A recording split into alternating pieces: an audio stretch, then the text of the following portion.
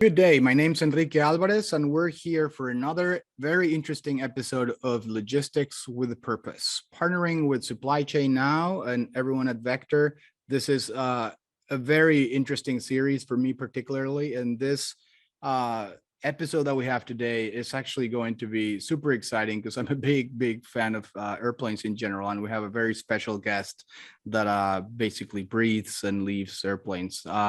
With us today. And before introducing our guest, let me introduce you to Pedro Serafin. Pedro, sales associate with Vector. You were in charge of handling and managing a couple of projects for Matthew and the Museum of Flight. How are you doing today? That is correct. I'm doing very well.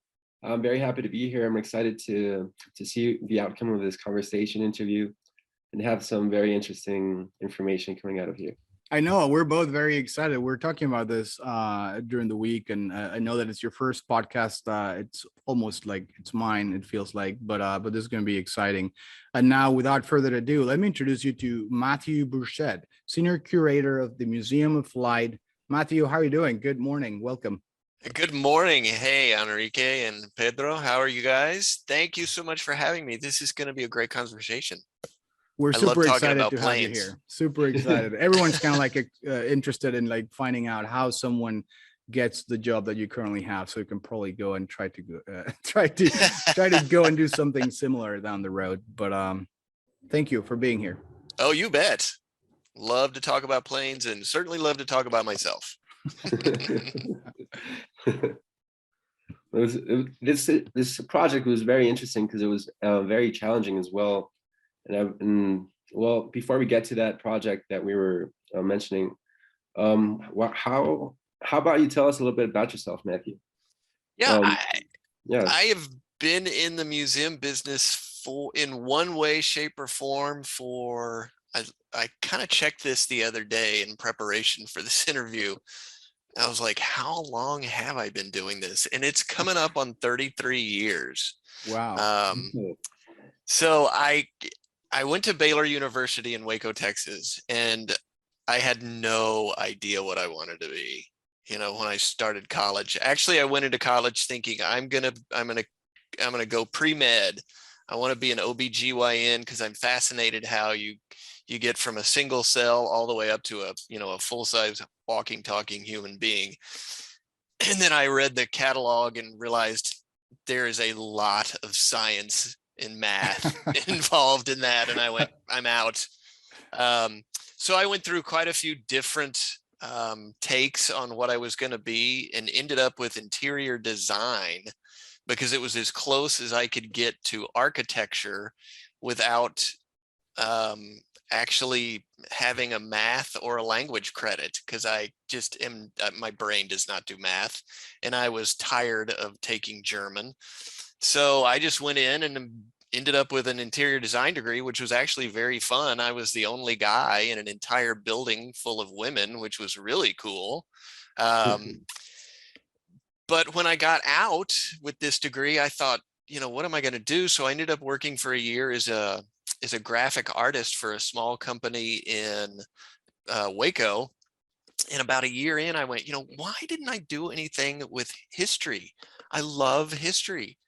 So I decided I'm going to get a master's degree in history. So I went back and started flipping through the catalog, and I talked to the dean of the department, and he looked at my transcript and he said, "Man, is this all you got for history courses, these two?" And I said, "Yeah." And he went, "Okay, you're going to have to get caught up." And so I walked out of his office a little bit, downhearted, and was flipping through the catalog again and saw museum studies. And this little voice in the back of my head of my mom on the very first day of college, and she was looking at the catalog at Baylor. She found museum studies, and she was like, "Oh, you should do this. You love museums." And I was like, yeah, gonna be a doctor, whatever. Well, her voice came back, X many years later. And so I was like, yeah, museum studies. That's like hands-on history. That's even cooler than just normal book history.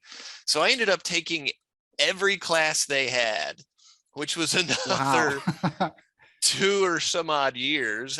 after I had All of them in already gotten a museum. degree. Oh yeah, I was like History. that guy on campus, you know, Oh, the that's guy with great. gray hair and whatever. It's like, how long has this guy been here? Um, and so I ended up doing that. So, and Matt, before you go any further, I'll let me interrupt you right there because I mean, you mentioned your mom and the fact that she kind of knew from the get-go that you would have been better off going the museum route. Why did you like museums so much growing up, and where did you grow up? I guess we can start with that. So as I well. grew up in Austin, Texas, and there is a large museum there, a natural history museum associated with the university.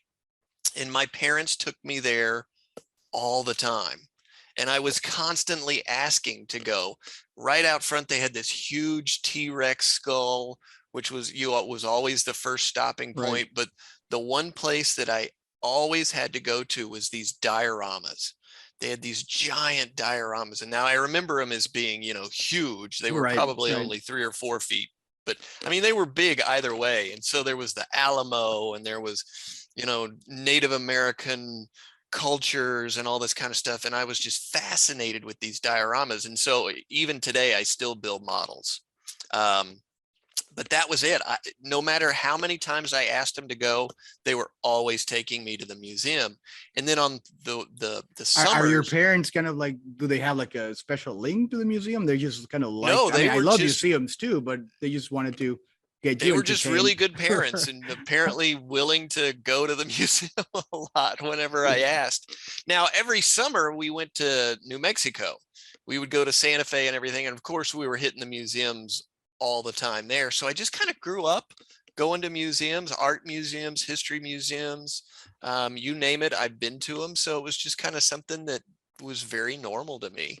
What about the love for airplanes? And I'm sure you're going to tell us a little bit more about that as we continue down your career path. But is there anything in your earlier days that kind of already spoke to the fact that you were going to be fascinated with airplanes? Or It's kind of funny.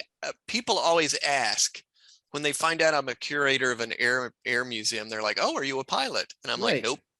That was my first guess too when I started Nope. looking into this.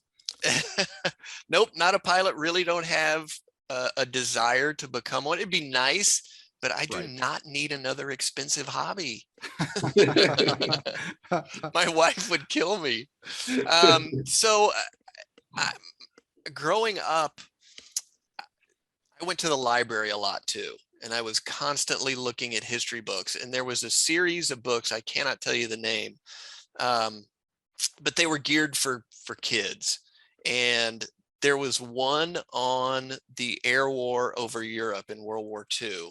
And there's some things in that book that I still remember about how it was so cold at altitude that, you know, skin would freeze to metal if you weren't wearing Wow. your gloves and all this kind of. So there were these very evocative images in my mind of what it was like to be a flyer in World War II, and I think that's what did it. My dad was in the Air Force, but he really didn't, you know, talk about it much. He wasn't a pilot. None of my relatives were in the military, but for some reason, there's something about military aviation that really trips my trigger. Nice. Cool. I'd imagine because it has to do a lot with history, and well, you love history, right? Yeah, and it's funny. It's not so much. I'm not interested so much in the very large overview of history, like, you know, Patton came down from the north, and then, you know, who came up from the south. That doesn't really interest me as much as what were the guys in the foxholes wearing or doing. You know, how do you dig a foxhole in the Battle of the Bulge when it's so cold you can't get a shovel in the ground? Or Right. how do you stay warm in your foxhole when it's, you know, 12 degrees below? You know, that kind of thing. That was what I was really interested in. So to try to get a handle on that, I became a World War II reenactor. Did Civil War reenacting and that kind of stuff as well. But one of my greatest loves was World War II reenacting, and to the point where I've been to Europe a couple of times and been on week-long reenactments over there in the Normandy bocage. Wow. You know, I mean, you're on the same ground in the same towns where these guys were, you know, 75, 80 years ago. And that's really when it clicks, especially when you're in, you know, the hedgerows and you're kind of creeping along and you hear some guy speaking German a couple of yards away and you go, wow, this is as good as it gets, especially because you're not really getting shot at. Right. Right. All right. Well, and tell us, how did you what are some experience you had before joining the Museum of Flight? So I have done a little bit of everything, like kind of like my educational career. I've just been all over the map. Once I finally figured out what I was doing, I knew I needed a job while I went to school. And so Baylor had an outdoor living history museum. It was actually an entire village that had been moved from East Texas onto the Baylor campus, kind of off of the Baylor campus, but close. And it replicated an 1890s cotton farming community. And at this point, I was into Civil War living history. And so I was like, well, this would be great. You know, I can work there. So I ended up working there as just a laborer. And so I was helping build some of these structures, was doing blacksmithing. I had a guy teach me how to become a blacksmith. So I learned how to do, you know, old school blacksmithing. I can put on a shake roof, you know, I can use an adze and all this kind. I mean, it's just all sorts of stuff that I've never ever used since. But it's fun to, Yeah, I was going to say put out super on a, practical stuff. oh that are yeah, definitely yeah. going to helping you When the day by day. electricity goes away, I'm totally ready. Hey, Matt can do something. That's how I can make arrowheads and build my own cabin, you know. So I worked there while I was going through school. And every once in a while, we would get an opportunity to work kind of just odd jobs. There was a company called Southwest Museum Services that would come into town because they were working on the Dr. Pepper Museum and then the Texas Sports Hall of Fame. And they would need hands, so they would hire students. And so I would go in there and I would get practical experience, you know, doing artifact mounts and installing artifacts and that kind of thing. And then after I was kind of finished with all of their courses, I was like, gosh, it's about time to get a job, a real one. They decided Baylor was going to start a master's program in museum administration. So I applied for that because Wow. Why go into the real world when you can stay at school? So I was one of the first 3 students to get into the program. So I ended up with a master's degree in museum administration. Nice. So once I got to the point of writing my thesis, my wife at the time got a job offer in Seattle. And she said, what do you think? And I went, I can write from anywhere. So we moved up here and we were here for 5 years. And of course, I finished my thesis. And what was the thesis about? So my mentor said, pick up a topic that you can live with for at least a year. And I went, okay. The thing that really makes me excited is aircraft nose art. You know, all the painting on the front of a plane. Yes. Yeah. So I ended up writing my master's thesis on the differences between the differences of World War II nose art in the European and Pacific theaters. Wow. And this is something, and I guess we're kind of going down this kind of rabbit hole, but I feel it's actually very interesting.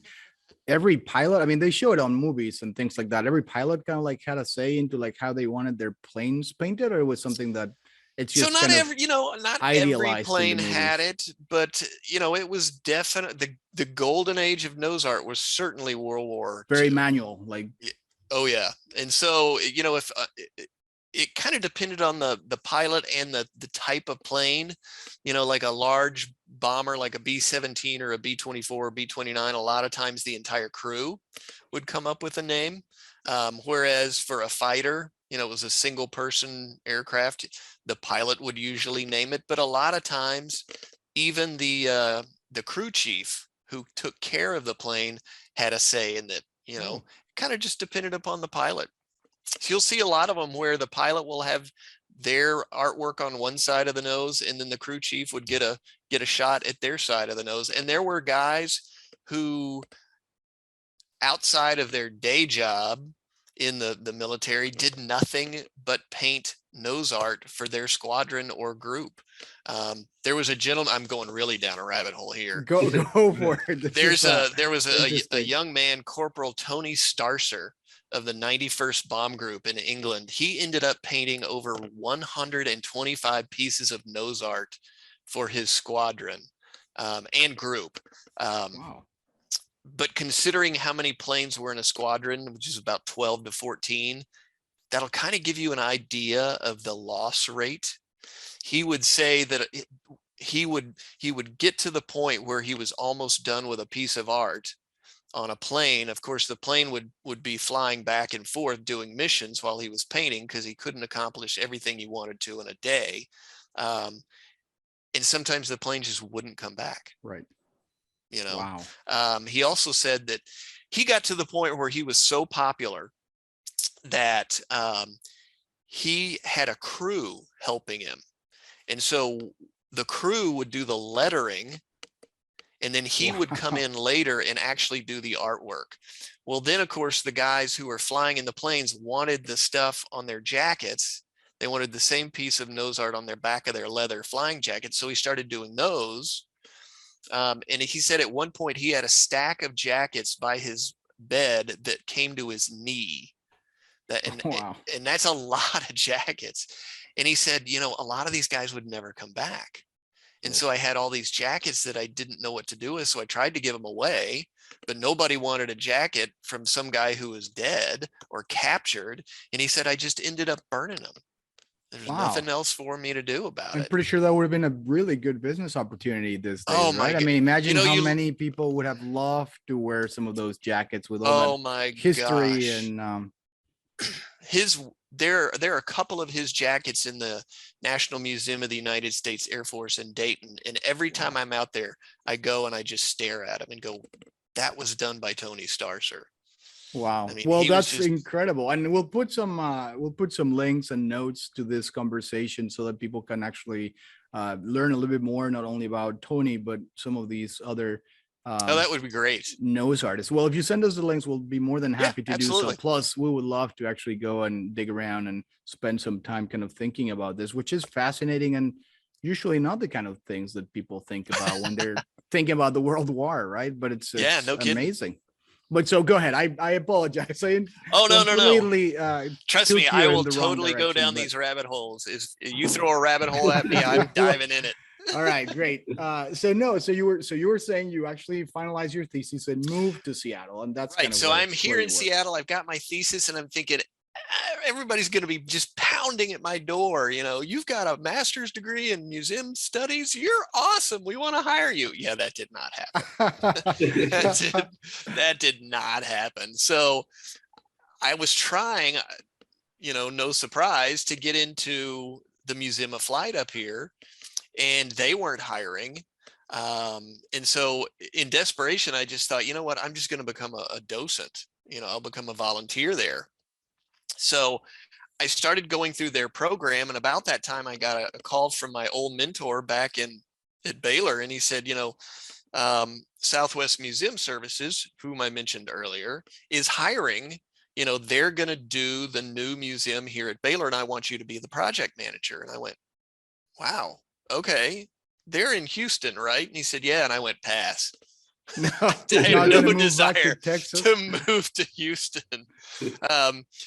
And he kept bugging me. And about the third time, he was just like, come on, seriously, please. I want you to. And I went, is this just something that you want to happen, or is this really? And he said, call Dr. Griggs. And Dr. Griggs at the time was the owner and CEO of the company. So I called him, and he said, yeah, when can you move down here? We want you. And I went, oh, this is legit. So I plied my wife with a new car. I said, if we go to Houston, you can get a new car, which she desperately wanted and needed. And so off we went, and we moved to Houston. So I ended up working for Southwest Museum Services for about 5 years, is what they called a project manager, but it was kind of a liaison position, as I was the person that would go to a museum. Okay, let me kind of tell you what Southwest does. They're still in business, and what they do is they will do any exhibit for a museum, anywhere from a single case all the way up to literally the entire museum. And they will design, build, and install. They are a full turnkey kind of operation. And so I was one of the people. They had hired about 3 project managers all together.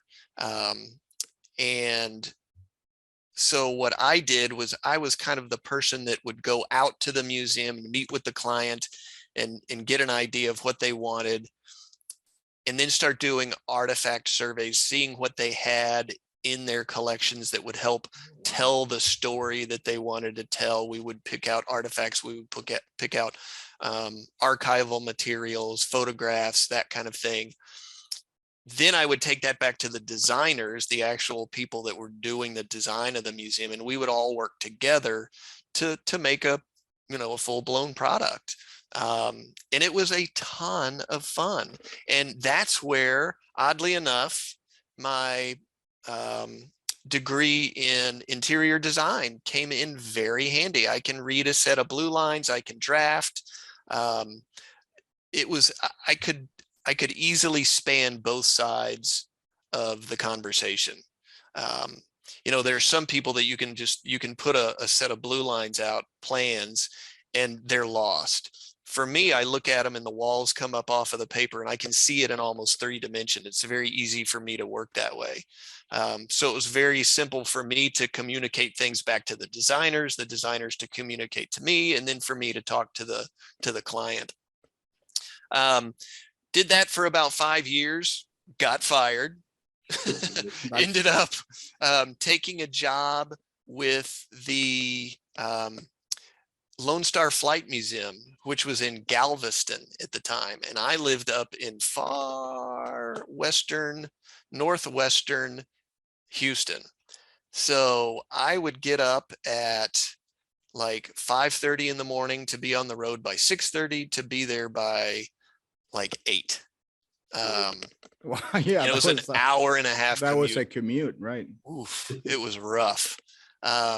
And if I left anytime, literally anytime at like 4:02, that's it. You hit traffic. That was it. Probably 3 hours. Yeah, it turned in from an hour and a half, to 2 hours, 3 hours. Luckily, I only did that job for about 3 or 4 months before I got a call. Well, here's this thing, I've had a lot of help in my life. But I've also been extremely lucky. But the biggest help I've ever gotten was just from my own pluck. So my first wife, her family lived in Denver. And there was an Air and Space Museum there, Wings Over the Rockies Air and Space Museum. And I had looked them up when I was writing my thesis. And so I called them up one day and I said, hey, I'm working on my master's degree. I'm going to be graduating here pretty soon. You guys should hire me. And literally the guy on the other end of the phone laughed at me. And he was like, we're all volunteers here, man. We don't hire anybody. And I was like, oh, okay. Well, anyway, one time when I was in Denver, I just decided I'm going to go check this place out. So I went down there and I was walking through the museum and kind of looking around, and went back up to the front desk and I said, hey, is your CEO or anybody here I could talk to? And they went, yeah. So this guy came out and I introduced myself and he said, yeah, here, let me just show you around. And we were walking around and I was telling him what I was doing and how I would love to work for him and all this kind of stuff. And he said, well, we would love to have you, but do I spend the money on you, or do I spend the money to fix these lights in this huge hangar? And I said, you hire me and I write the grant to fix those lights. Well, apparently that was the right thing to say, because about a year later, I went back to visit him and he said, let me take you to lunch. I've got some things I need to tell you that you don't need to know. And I'm going to ask you some questions that are none of my business. And I went, okay. Let's All go. So like, I'm not sure I want to go to this lunch anymore, but all right. So during the lunch, he said, look, I am on my way out and the museum is hiring a new CEO and they're going to need a curator. I want you to apply. Wow. And I went, oh, okay. He goes, I will let you know when the job gets posted. Then you can apply and we'll get back to you. And I went, okay. And sure enough, about a week later, I got an email saying, hey, it's on this website, the Canpo website. Make sure you apply. So I applied, got a call, and they flew me up from Houston to Denver. And I applied and, walked through. And the big tell for me is when I was walking through and the CEO was walking around and he said, okay, and here's your office. Or yeah, you're like, so I this already is got where it. the person will have their office. And I went, that sounds good. The funny thing is that I had worked with Wings Over the Rockies before when I was with Southwest Museum Services. So there's this odd connection in everything that I've done. And Wow. it's just so bizarre because the first thing I did when I walked into this interview is here's this brand new CEO and he's got all of these plans laid out and a bunch of the work that I did for Southwest. Right. And he goes, yeah, you work for Southwest. I remember your work. And so here it is. And I was like, this is bizarre, but I don't think it would have happened if I had not just made that first, Right. walk through the door, Right. cold call interview request, and I certainly don't think it would have happened if I had not really had my brain turned on and said, that thing about, I write the grant. So I was definitely firing on all cylinders that day. That's some sheer luck. Right. It all fell into place, really, right? It really did. It really did. Nice. Because it may not have been possible if you didn't work before making those designs. So yeah, maybe it's just I kind of look back on it and go, man, it all just really fell into place. As to the project that we worked on that we will be talking about in just a moment, right? yeah talk about falling into place. Definitely. All right, so and how did you become curator of the Museum of Flight? So after Wings Over the Rockies hired me, I was there for 15 years as their curator, and it was a blast. I got to do so many things, meet so many people. I built my own. I built my own exhibits. It's just it was very much, even though we had a pretty large staff, nowhere near the size of the Museum of Flight. I mean, for us, large was 15 or 20. But for me, I was a department of one until about a year before I left, when I got an employee. So I'm very used to doing things on my own, and that's been kind of a change for me up here. But anyway, I was with Wings for 15 years. And then one day I walked into the marketing office where all my buddies were, and my phone went ding, and I looked down and there was a text from LinkedIn from Diane Holmes, who is an HR person here at the museum. And she was saying, hey, do you know of anybody that might want to work for Museum of Flight? And I texted her back and I said, well, I might want to work for Museum of Flight. And she goes, oh, well, we thought you would, you're very comfortable where you are. And I said, yes, but you're Museum of Flight.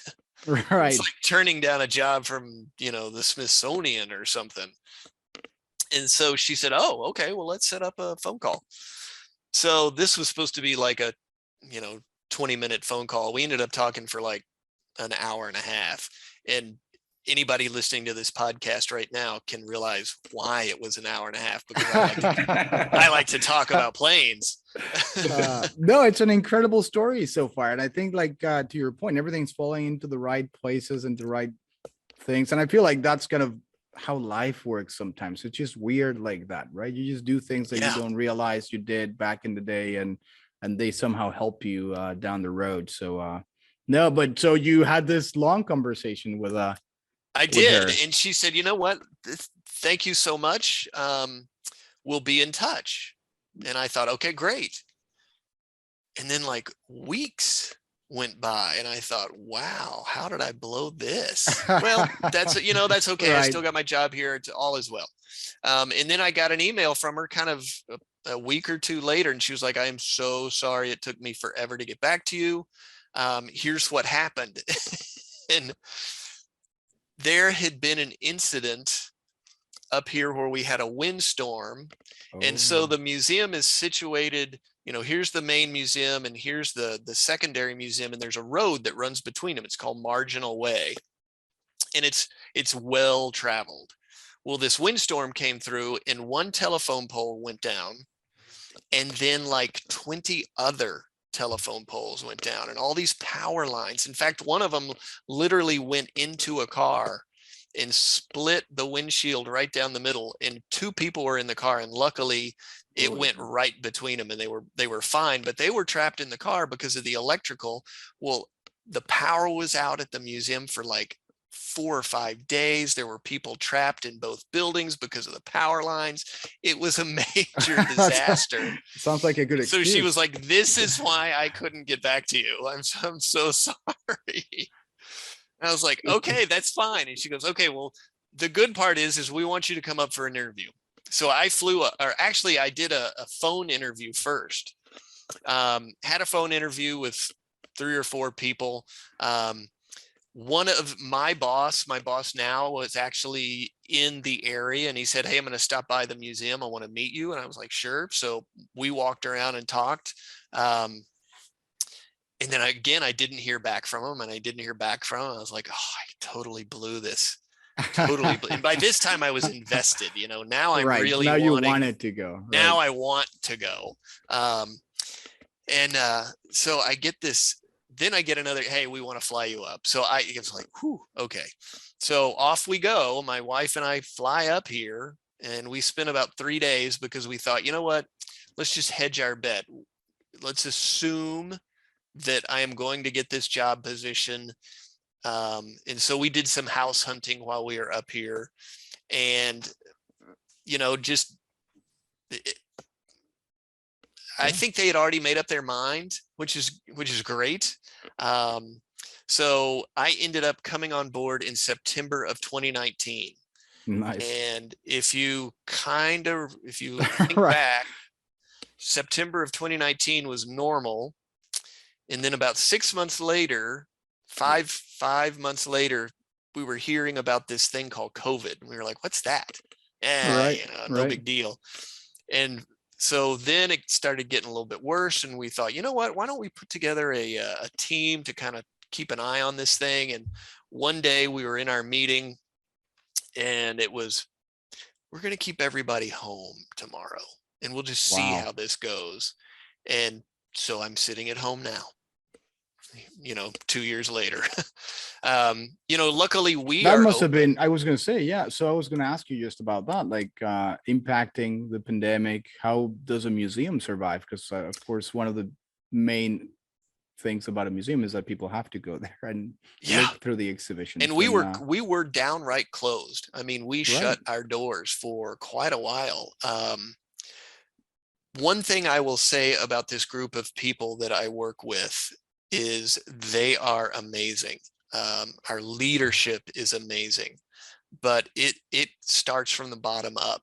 I mean, from our security people to frontline workers that are at the front desk to, the CEO, everybody is committed to seeing this place, work.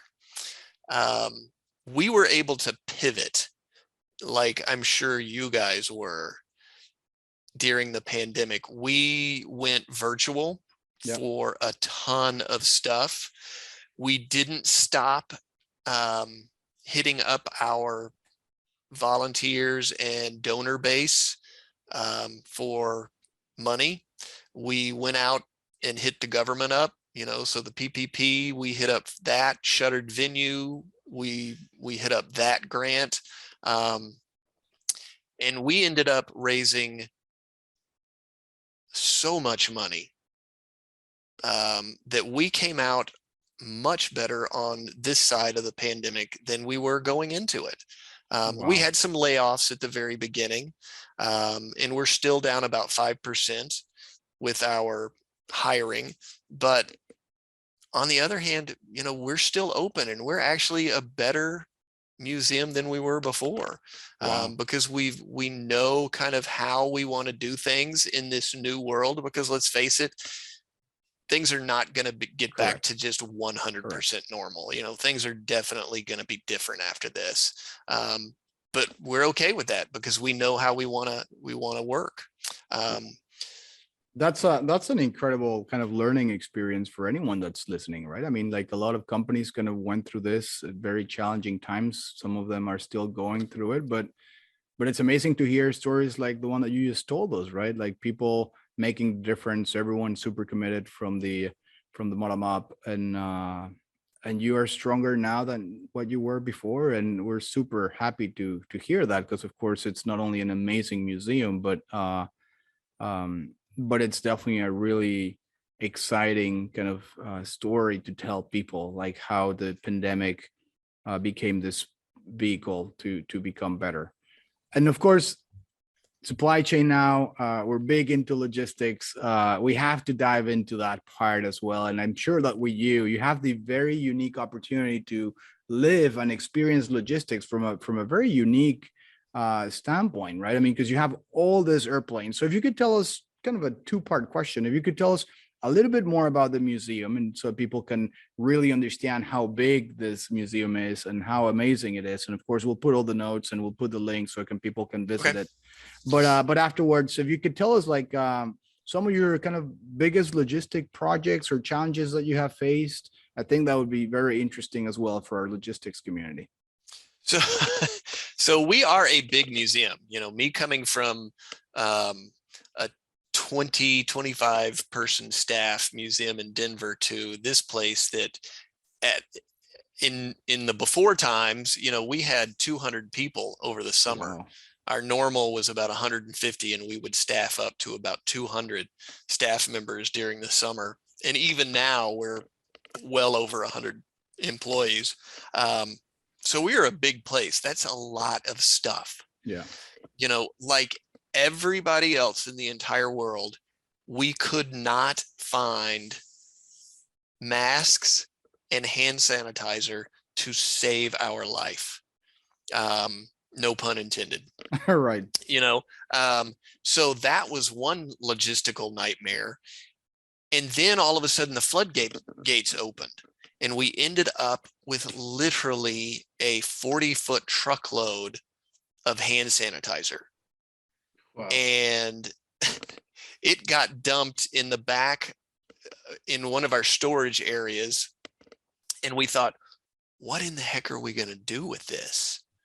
We don't need literally 11,000 bottles of hand sanitizer.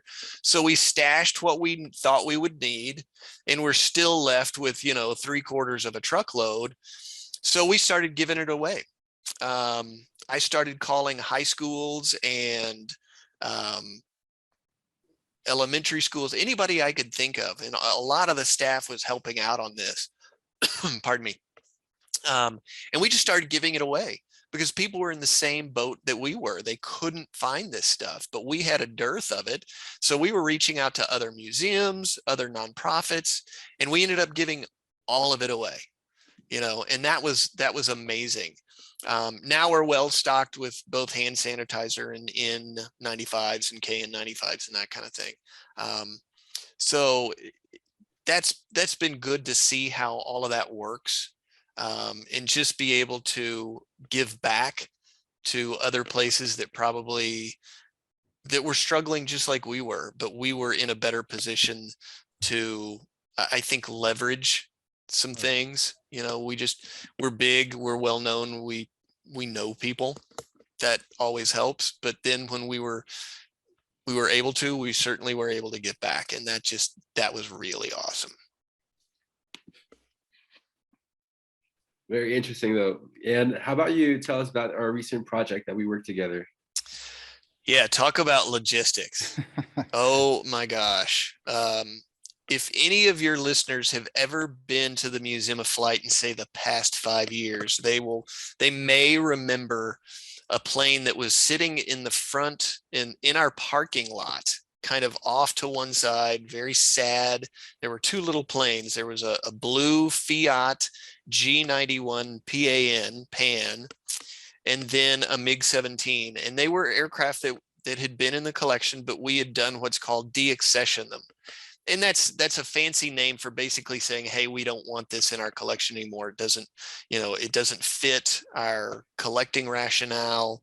It's surplus. We just don't want it. And instead of chopping the thing up, we always try to find homes for things. So when I got to the museum, this plane was sitting out there, and I was like, so what's the deal with these guys? They don't look very pretty, and they've been de-accessioned. We need to get rid of them. We have plans to send the Fiat to Italy, but with the pandemic, Right. nothing's happening. I was like, yeah, we're going to get this thing out of here. So I kind of jumped in and took over the whole thing and just started sending emails and was like, let's get this done. We can get this thing out of here. We will do since you guys can't send people to us, it was going to a museum in northern Italy called Volandia. That was the deal that we had worked with them. So Have you heard this museum before? I mean, is it like I had never heard of significant? Volandia. Yeah, But they were very excited about getting one of these. They were planes, wildly. right? So the thing about this particular plane is, think of it as either a Blue Angels or a Thunderbirds. Okay. It was for what they call the Frecce Tricolore, which is their aerobatic team. And this plane had flown with the Frecce Tricolore for many years. And they didn't have an example. So they were really excited to have this plane. And the idea was that they were going to send people over, disassemble the plane, and then ship it back. Well, of course, the pandemic shot that down. And so it had just been sitting there. And so I kind of reinvigorated this whole conversation and said, look, if you guys will pay for any tools and construction materials that we need, we'll do the work and put it in a container. You guys pay for the container and the shipping, but we'll get it in it. And they went, sounds fair to us. So we worked out a deal. And so we ended up taking the wings off and putting the fuselage on these wooden crate or containers with a metal framework that we built,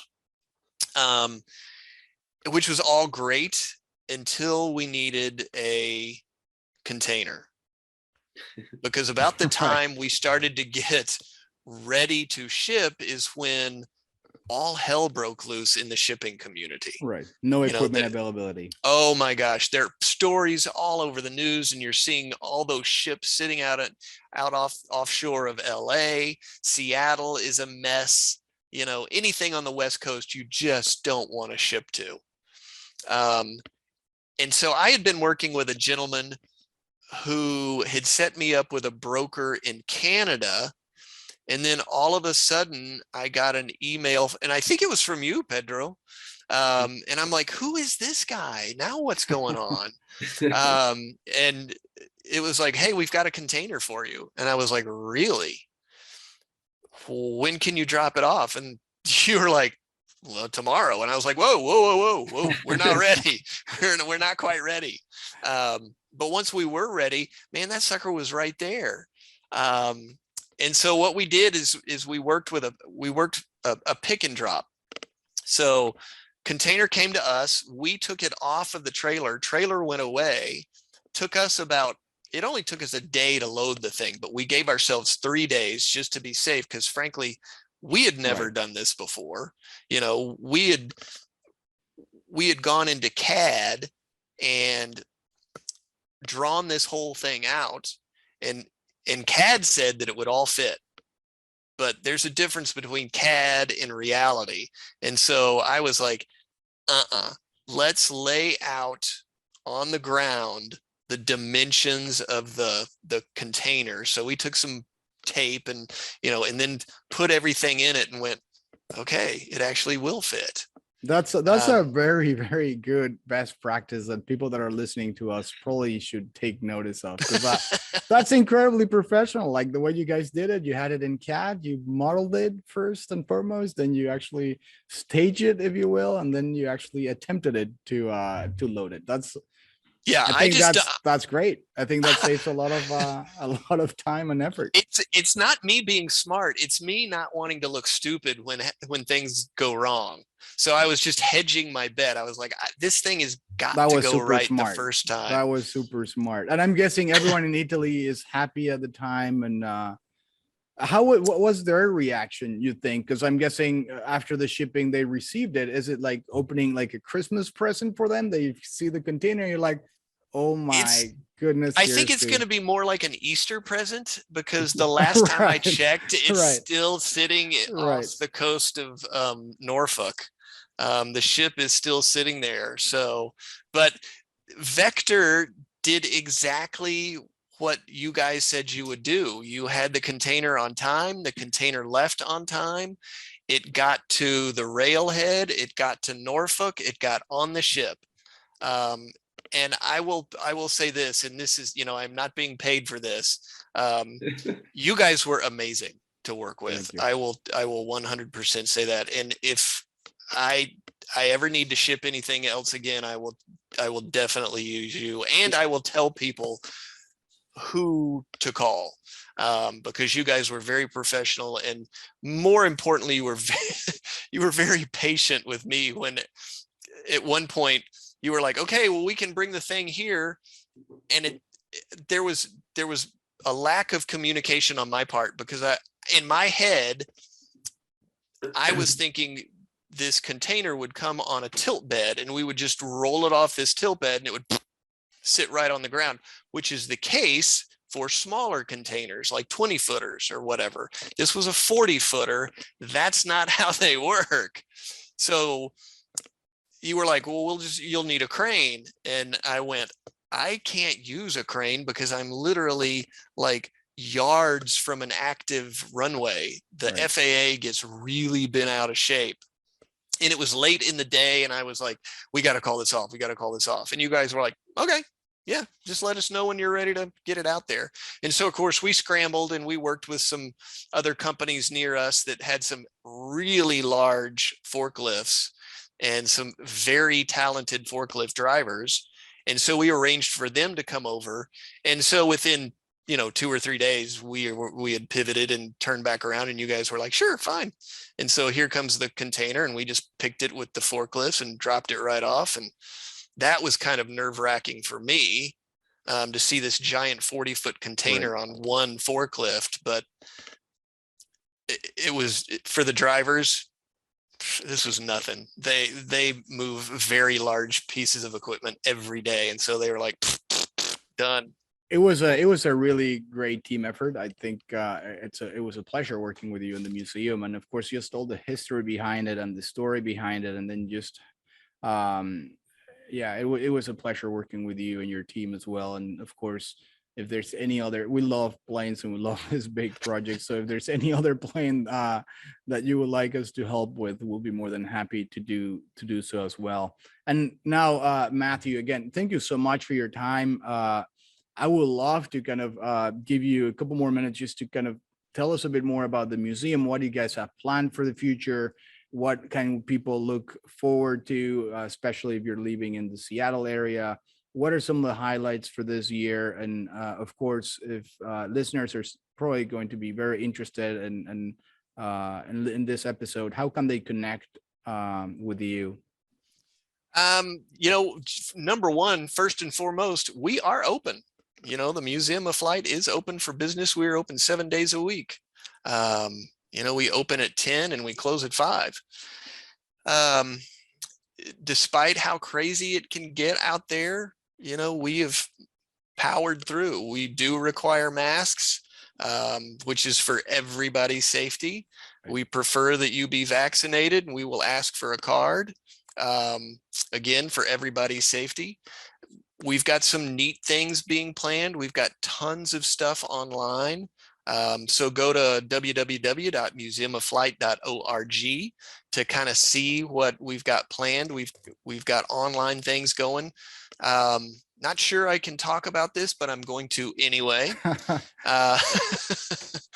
We are working on a new traveling exhibit with the Walt Disney Family Museum in San Francisco. Wow.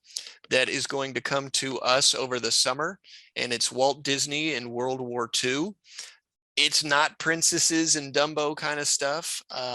It's how Disney helped with propaganda in World War II.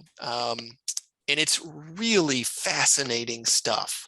There are film clips of the Seven Dwarves talking about the Encephales mosquito and how to combat malaria. It's just an amazing amount of stuff, and how the artists that worked for Disney, all the men ended up, a lot of them going off to join the military, which then opened the door for women artists to come in. So World War II kind of broke the glass ceiling at the Walt Disney Corporation for women artists. Yeah, it's going to be a neat exhibit. I will definitely keep an eye on our website for that one. We'll start to announce that pretty soon, even though I've kind of let the cat out of the bag here. It sounds fascinating. We're super excited that you actually gave this exclusive to us. Yeah, I may be looking for a job, so if you guys are hiring, It is a great story. It's been super fun and excited to talk to you, Matthew. It's been a pleasure talking to you. The Museum of Flight is the largest independent nonprofit air and space museum in the world, period. Like, that is the place to be if you actually like planes. And so for everyone that's listening, let's continue supporting the museum in any way we can. I'm guessing that you guys are also open to receiving donations if people would be willing to do that too. Oh, And absolutely. they can check that on your website as well. Sure. Matthew, thank you so much. Pedro, this has been fun. Thank you very much for joining. Everyone, thank you so much for joining us. Once again, this is Enrique Alvarez, Logistics with Purpose. If you enjoy conversations like the one that we just had with Matthew, please don't forget to subscribe, like, and share with your friends. Have a great week, and see you next time.